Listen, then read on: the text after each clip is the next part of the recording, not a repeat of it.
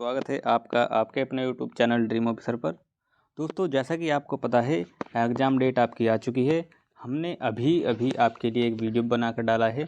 उसमें आपको बताया है आपकी एग्ज़ाम डेट के बारे में। आपका ऑफिशियल नोटिफिकेशन आ गया है और अब आपको बस प्रैक्टिस करनी है और जितना हो सकता है प्रैक्टिस सेट निकालिए। और उसी क्रम में आपके लिए प्रैक्टिस सेट आज का हमारा है 15 नंबर। इससे पहले जितने प्रैक्टिस सेट है उनको आप देख लीजिए अगर आपको और अच्छे से करना है। तो चलिए शुरू करते हैं आज का प्रैक्टिस सेट। प्रैक्टिस सेट में आपका पहला क्वेश्चन है, अपने विद्यालय की किसी भी मनोरंजक घटना का वर्णन करते हुए मित्र को लिखा गया पत्र किस कोटि के अंतर्गत आएगा। तो ये बताइए कि अगर हम किसी अपने मित्र को कोई पत्र लिख रहे हैं तो वह किस के अंतर्गत आएगा। तो क्या आपका शासकीय होगा, नहीं अर्थशासकीय, व्यावसायिक, व्यक्तित्व। तो आपका इसमें आपका हो जाएगा सी ऑप्शन, व्यक्तित्व। क्योंकि हम अपने दोस्त को पत्र लिख रहे हैं तो ये आपका व्यक्तित्व में होगा, आपका निजी एक उसमें आ जाएगा, इसीलिए आपका हो जाएगा सी ऑप्शन। ठीक है। Question number 2।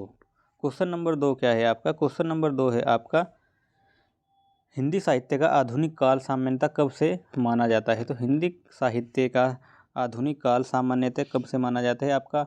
ये आपका माना जाता है 1850 से। 1850 से आपका आधुनिक काल शुरू हो जाता है। इससे पहले आपके जो जितने भी काल थे वे आपके आ जाते हैं। Question number 3। क्वेश्चन नंबर 3 क्या है आपका? निम्नलिखित विकल्पों में से एक वचन शब्द कौन सा है। तो निम्नलिखित में से आपका एक वचन कौन सा है? आपका नदी, नदियों कह दोगे आप। धरो, धरो, घरो, घरो आपका नहीं है। आपका लताओ, तो दर्शन आपका रह गया। अब देखते हैं आपका इसमें क्या हो जाएगा। एक वचन, एक वचन आपका इसमें जो आ जाएगा आपका बी आपका ऑप्शन इसमें आ जाएगा, एक वचन। ठीक है। क्योंकि इसमें आपका मैंने आपको बताया नदियों अगर होता तो नदियों हो जाता है, नदियाँ हो जाता है बहुवचन, इसका नदी आपका दिया गया है एक वचन। Question number 4। क्वेश्चन नंबर 4 है आपका, कंठ तालव्य कौन सा है। तो कंठ तालव्य जो आपके कंठ और तालव्य दोनों से बोला जाता है वह इसमें कौन सा शब्द है। तो आपके ये कौन सा हो जाएगा आपका? ई आपका नहीं, सॉरी, सी ऑप्शन हो जाएगा, ई ए। ई ए, तो इसमें आपका कंठ और तालव्य दोनों मिलकर ही इनका उच्चारण किया जाता है, इसीलिए आपका सी ऑप्शन इसमें हो जाएगा। चलिए क्वेश्चन नंबर नेक्स्ट। बहुत अच्छे अच्छे क्वेश्चन आपके लिए लाए गए हैं जो आपके एग्जाम में आने वाले हैं। शुद्ध शब्द छांटिए। तो शुद्ध शब्द छांटना है आपका कृतघ्न, कृतघ्न, कृतघ्न और कृतघ्न। तो इनमें से आपको बताना है कि सही ऑप्शन कौन सा है। तो सही बताइए आपका कौन सा है। सही आपका जो इसमें हो जाएगा, ये इसमें सही ऑप्शन हो जाएगा कृतघ्न। कृतघ्न आपका सही ऑप्शन हो जाएगा। ये आपके बहुत महत्वपूर्ण क्वेश्चन होते हैं क्योंकि शुद्ध शब्द छांटने में हर एक आपको एक जैसा चमकता है, इसीलिए ये आपके लिए बहुत ही इम्पोर्टेंट है। चलिए क्वेश्चन नंबर 6, शुद्ध वर्तनी का चयन कीजिए। शुद्ध वर्तनी का आपका चयन करना है। तो शुद्ध वर्तनी आपका क्या होगा? अतिशयोक्ति, अतिशयोक्ति, अतिशोक्ति, अतिशयोक्ति।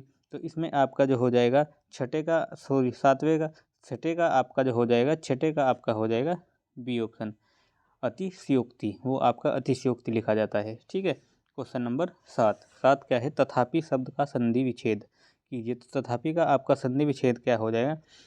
तथापि का आपका तथ प्लस अपि नहीं होगा, तथा प्लस पी नहीं होगा, तथा प्लस अपि, और तो आपका इसमें सी ऑप्शन ही बच गया है। आपका सी ऑप्शन होगा तथा प्लस अपि, तथापि।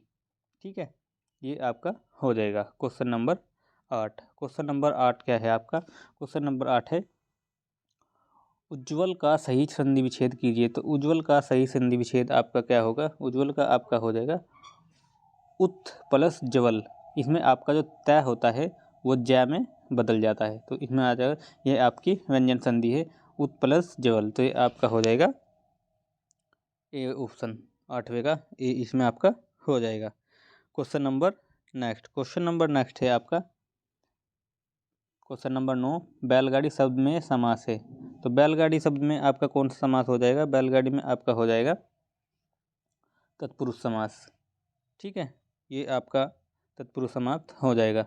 क्वेश्चन नंबर 7, क्योंकि आपको पता है तत्पुरुष में के लिए का यूज होता है, इसमें आपका हो जाएगा बैल के लिए गाड़ी। क्वेश्चन नंबर 10, द्वंद्व समास में कौन सा पद प्रधान होता है? तो द्वंद्व समास में आपके दोनों पद प्रधान होते हैं। द्वंद्व मतलब कि बराबर, द्वंद्व आपने सुना होगा, द्वंद्व युद्ध हुआ तो दोनों बराबर के योद्धा थे, ऐसे इसमें आपके दोनों पद प्रधान होते हैं।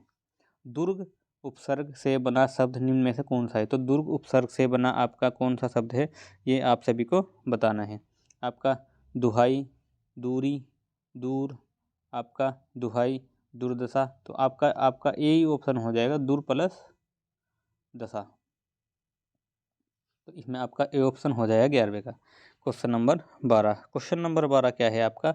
12 नंबर देखते हैं आपका, इनमें से कौन सा शब्द उपसर्ग रहित है? कौन सा शब्द में उपसर्ग का यूज नहीं हुआ है, ये आपको बताना है। अत्यधिक, विदेश, सुयोग, सुरेश, तो इसमें आपको बताना है। बताइए, अत्यधिक में आपका अति आ जाएगा, विदेश में आपका भी आ जाएगा, सुयोग में सु आ जाएगा, तो सुरेश आपका ये आपका हो जाएगा डी ऑप्शन हो जाएगा 12वें का, ये आपका उपसर्ग रहित शब्द है, तो इसमें आपका डी ऑप्शन हो जाएगा। क्वेश्चन नंबर 13, क्वेश्चन नंबर 13 है, कृत प्रत्यय लगता है, कृत प्रत्यय लगता है तो कहाँ पर कृत प्रत्यय लगाया जाता है, ये आपको बताना है। तो ये आपका कहाँ पर लगाया जाता है, ये आपकी क्रिया के अंत में कृत प्रत्यय का यूज किया जाता है। इसमें आपको सीधा दिया गया है कि कृत प्रत्यय का यूज जो होता है वो आपका दिया जाता है क्रिया के अंत में, कृत माने कार्य करना। 14 नंबर, नीचे दिए गए विकल्पों में से तत्सम शब्द का चयन कीजिए। तो तत्सम शब्द आपके कौन से शब्द होते हैं? मैंने आपको कल भी बताया था, तत्सम शब्द जो आपके होते हैं वो आपके होते हैं जो आपके संस्कृत से आए थे और ऐसे के ऐसे ही यूज किए जाते हैं। तो इसमें आपका हो जाएगा दूध, दूध नहीं, शहद, खिड़की, आम्र, खिड़की, तो इसमें आपका तत्सम एक ही हो जाएगा, आम्र। आम्र को क्या कहते हैं? आम, तद्भव में। दूध, दूध आपका दुग्ध हो जाता है। शहीद, शहीद आपका जो आपका शहीद होता है ये आपका अलग होता है। ठीक है, खिड़की आपका नहीं होगा। क्वेश्चन नंबर 15, किंचित तत्सम शब्द का तद्भव शब्द बताइए। तो किंचित शब्द का आपका तत्सम शब्द बताना है। 15 नंबर का आपको बताना है। तो किंचित माने किंचित, किंचित मतलब थोड़ा, तो किंचित माने कुछ, तो आपका हो जाएगा 15 का ए। क्वेश्चन नंबर 16 है आपका, चाक शब्द का तत्सम रूप है। तो चाक शब्द का आपका तत्सम रूप क्या हो जाएगा? तो चाक का आपका हो जाएगा, चाक का हो जाएगा चक्र, चाक का चक्र। आपने देखा होगा जो आपके कुम्हार होते हैं वे चक्र चाक चलाते हैं, उसे चाक कहते हैं, मगर वो क्या होता है? एक चक्र होता है, इसीलिए इसमें आपका सी ऑप्शन हो जाएगा। 17 नंबर, तद्भव शब्द है। तो तद्भव इस बार बताना है। इसमें आपके 3 आपके तत्सम है, एक आपका तद्भव होते, तो आपको वो छाटना है जो आपका तद्भव है। मानव, मनई, मनुष्य, मानव, तो इसमें आपको तद्भव शब्द बताना है 17 वाले में कौन सा है। ठीक है, तो इसमें आपका मानव नहीं होगा, मनुष्य नहीं, ये आपका हो जाएगा मनी, आपका हो जाएगा इसमें 17 का बी ऑप्शन हो जाएगा। ठीक है, क्वेश्चन नंबर 18, जातिवाचक संज्ञा नहीं है। तो जातिवाचक संज्ञा नहीं है, शेषव, लोहा, लकड़ी, पुस्तक, बताइए कौन सी इसमें आपकी जातिवाचक संज्ञा नहीं है? तो इसमें आपकी जो लकड़ी होगी, लकड़ियों की एक जाति होती है कि आम की लकड़ी, आपकी अलग अलग पेड़ की लकड़ी होगी। लोहा आपका अलग हो जाता है, स्टील, पुस्तकों की आपकी जाति होगी। शेषव आपकी नहीं होती, शेषव की कोई जाति नहीं होती, ये आपकी भाववाचक संज्ञा है, ये आपका भाव प्रकट करता है। शेषव आपकी भाववाचक हो जाएगी। चलिए नेक्स्ट क्वेश्चन, क्वेश्चन नंबर 19, बड़े बड़ाई ना करे, बड़ो न बोले बोल, रहीमन हीरा काब काब कहे, लाख टका मिरमोल। रहीम द्वारा लिखित इन पंक्तियों में बड़े शब्द का प्रयोग जिस रूप में किया हुआ है वह है, बताइए। 19वें का बताइए क्या आपका इसमें होगा कि किस रूप में इसमें बड़े शब्द का उपयोग किया गया है? तो इसमें आपका जो किया जा रहा है ये आपका संज्ञा के रूप में उपयोग किया जा रहा है, बड़े बड़ाई ना कहे, तो इसमें आपका संज्ञा के रूप में उपयोग किया जा रहा है। क्वेश्चन नंबर 20, क्वेश्चन नंबर 20 है, वह बहुत अच्छा लड़का है में वह कौन सा सर्वनाम है? तो वह कौन सा सर्वनाम है आपका? इसमें आपको बताना है वह कौन सा सर्वनाम है। तो ये आपका हो जाएगा निश्चयवाचक सर्वनाम, क्योंकि वह हम किसके बारे में बात कर रहे हैं? वह बहुत अच्छा लड़का है। तो लड़के के बारे में बात कर रहे हैं, निश्चित ही हमें पता है कि हम किसके बारे में बात कर रहे हैं, तो इसीलिए आपका हो जाएगा ए, 20वें का ए। क्वेश्चन नंबर 21 क्या है आपका? कबीर कल बहुत सुंदर लिख रहा था। तो कबीर कल बहुत सुंदर लिख रहा था, उपयुक्त पंक्ति में रेखांकित शब्द व्याकरण की दृष्टि से है। तो आपका संज्ञा है, सर्वनाम है, कारक है या विशेषण है, तो ये बताना है आप सभी को क्या है ये आप समझ गए होगे। ये जो लिखना है उसकी लिखने की विशेषता बता रहा है, कैसा लिख रहा था, सुंदर लिख रहा था, तो इसलिए आपका हो जाएगा विशेषण। क्वेश्चन नंबर 22, बालक इस पुस्तकालय में पढ़ रहा है, वाक्य में बालक इस पुस्तकालय में पढ़ रहा है वाक्य में कौन सी क्रिया है, तो ये आपको बताना है। इसमें आपकी संयुक्त, सहायक, अकर्मक या सकर्मक, तो इसमें सकर्मक क्रिया हो जाएगी क्योंकि बालक द्वारा कार्य किया जा रहा है, तो वे क्या कर रहा है, पढ़ाई कर रहा है बालक, इसीलिए इसमें आपकी हो जाएगी सकर्मक क्रियाएं। क्वेश्चन नंबर 23 है, निम्नलिखित में से अव्यय है। तो निम्नलिखित में अव्यय कौन सा है आपका? वर्तमान, नया तथा सुंदर। तो इसमें आपको हमने पहले भी बताया था कि जो आपके ऐसे शब्द होते हैं जो किसी वाक्य को किसी को जोड़ते हैं, जैसे बीच में आ जाते हैं, वे आपके क्या होते हैं? अव्यय कहलाते हैं। जैसे इसमें आपका तथा हो गया और हो गया, ये आपके हो जाते हैं, अव्यय में आ जाते हैं, तो इसमें आपका हो जाएगा सी ऑप्शन। क्वेश्चन नंबर 24, अथवा व्याकरण की दृष्टि से है। तो ये देख लीजिए, वही आपसे क्वेश्चन पूछ लिया गया है। अथवा, पर, परंतु, किंतु, लेकिन, मगर, और ये आपके जो होते हैं, ये जो आपके होते हैं, जितने भी ये शब्द होते हैं, ये आपके किसके अंतर्गत आते हैं?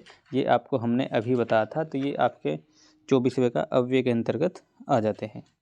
क्वेश्चन नंबर 25 क्या है? अमृत का पर्यायवाचित निम्नलिखित में से कौन सा है? तो अमृत का पर्यायवाचित निम्नलिखित में से कौन सा है? ये आपको अलग ही चमक रहा होगा। तो अमृत का जो पर्यायवाचित हो जाता है वो आपका होता है पीयूष। क्वेश्चन नंबर 26, कौन सा शब्द चतुर का पर्यायवाची है? तो कौन सा शब्द है चतुर का पर्यायवाची? कंचन आपका नहीं होगा, कंचन नहीं होगा आपका।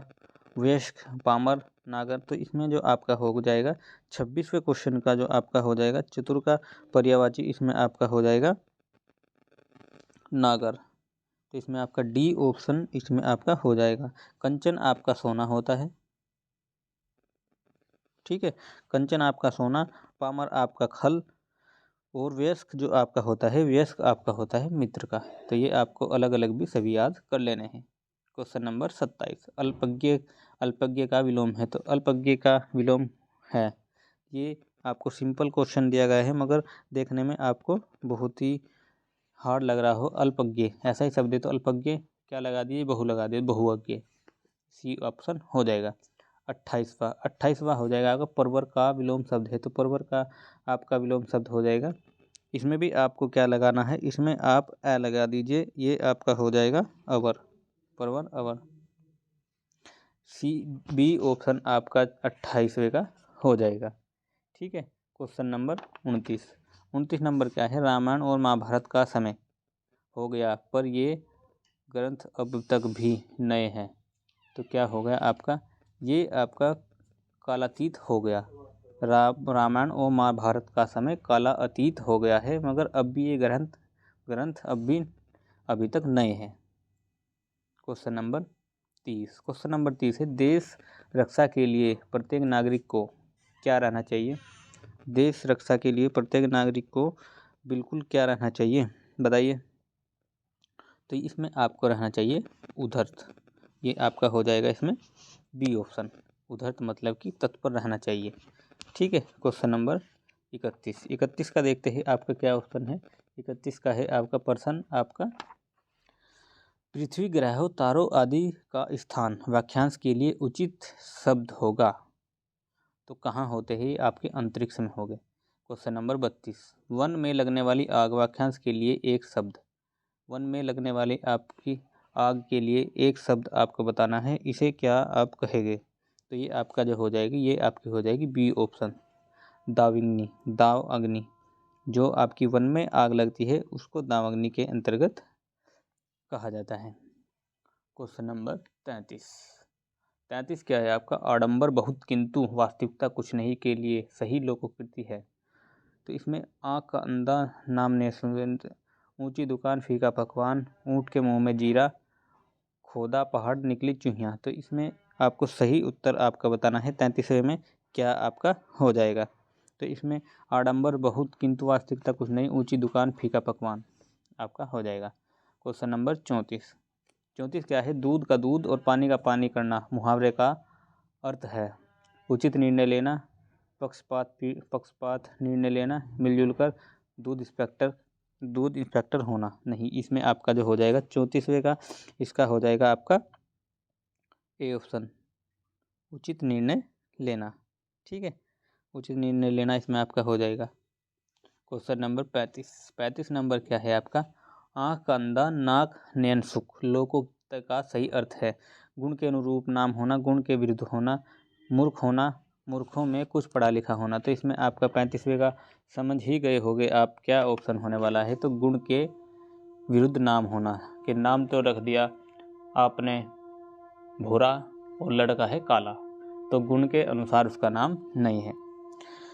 Question number 36। 36 नंबर क्या है आपका? पिता ने समझाया कि सदा सत्य बोलना चाहिए। इस वाक्य द्वारा यह वाक्य उदाहरण है। सरल वाक्य, इच्छा वाक्य, मिश्र वाक्य या आज्ञावाचक वाक्य। तो ये आपका क्या हो जाएगा? 36वें का जो हो जाएगा आपका, ये हो जाएगा मिक्स वाक्य, क्योंकि यहाँ पर जहाँ भी आपका यह कि, तो, जब ये आ जाते हैं, या जहाँ पर आपके कि, तो, जब ये शब्द आ जाते हैं वह मिश्रित वाक्य हो जाता है। Question number 37। शुद्ध वाक्य पहचानिए। मेरी 5 बहनें और एक भाई, मेरी 5 बहनें और एक भाई, मेरा एक भाई और 5 बहनें हैं, मेरी एक भाई और 5 बहनें हैं। तो इसमें आपका 37वें का जो होगा वो आपका कौन सा हो जाएगा?